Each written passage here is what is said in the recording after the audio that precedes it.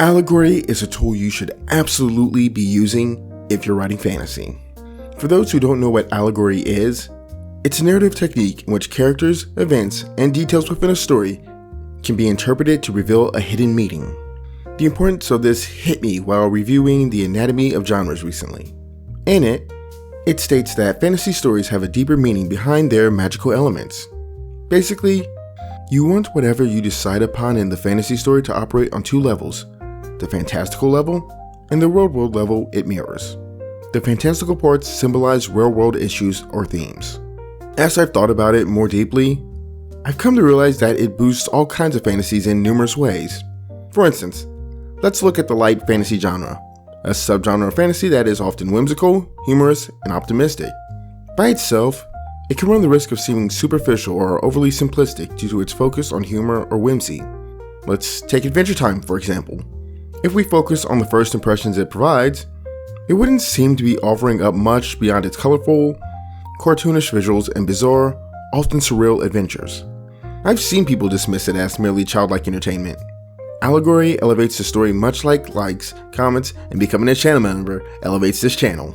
Allegory helps the narrative convey deeper meaning, more meaningful messages subtly without compromising the lighthearted tone.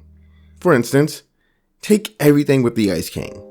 If we focus on the surface elements, he appears as a typical comical relief villain with quirky, often nonsensical behavior that fits well within the light fantasy aesthetic of Adventure Time.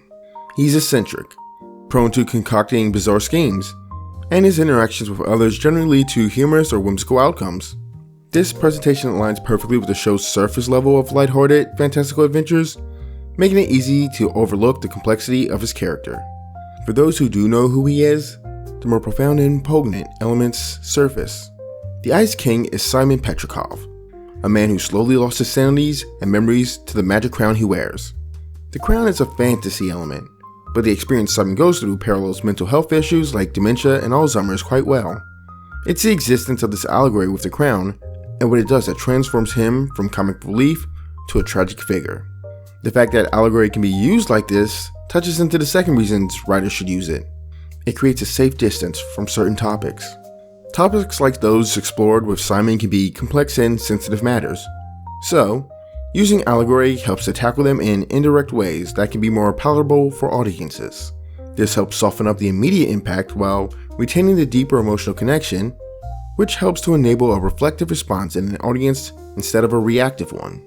Allegory can also make things more universally accessible. Keeping to using the crown as an example, not every viewer has direct experience with dementia or Alzheimer's, but many can relate to or understand the idea of losing oneself or watching someone change due to external forces. Basically, it broadens the story's appeal and helps more grasp certain concepts without prior knowledge of whatever it parallels. Like how Otahime and Fisher Tiger in One Piece serve as allegorical characters for peaceful reformers and militant rebels in general, as opposed to any one person. In referencing all that, it brings us to another bonus that allegory offers: creative liberty. There are often things that wouldn't be possible in a story if it adheres strictly to the realities of something. You don't need to capture all the exact history or precise dynamics of something, or to be exact, true personalities, such as the flaws of a person. It allows for so many scenarios that straightforward portrayals wouldn't permit. Like how Simon's time as Ice King allows for scenarios like battles and humor that a straightforward, medical accurate portrayal wouldn't permit. Allegory can help you take the serious stuff you want to explore and find ways to layer it in so it's entertaining. Remember, this bottom layer of the pyramid of interest is the most important for storytellers. An audience member won't appreciate your allegory if they aren't emotionally engaged with things like genre expectations. So yeah, that single statement about fantasy led to me thinking about all this.